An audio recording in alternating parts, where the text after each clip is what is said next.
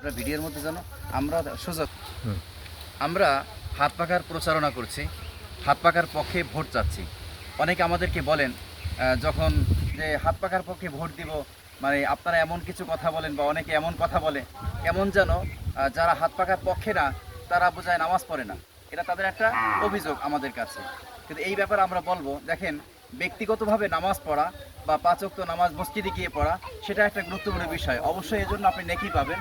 কিন্তু কথা হলো, রাষ্ট্রীয়ভাবে ইসলামী হুকুমত যদি কায়েম করতে হয় তাহলে শুধু ব্যক্তিগতভাবে নামাজ পড়লেই হবে না, বরং রাষ্ট্রীয়ভাবে কায়েম করতে হলে ইসলামের পক্ষে যারা আছে, ইসলামের পক্ষে যারা আন্দোলন করতেছে বা রাষ্ট্র ক্ষমতায় ইসলাম নেওয়ার চেষ্টা করতেছে, তাদের পক্ষে আপনাকে সমর্থনও করতে হবে, তাদের পক্ষে আপনাকে ভোট দিতে হবে, তাদের পক্ষে বিভিন্ন দাওয়াতি কাজ করতে হবে।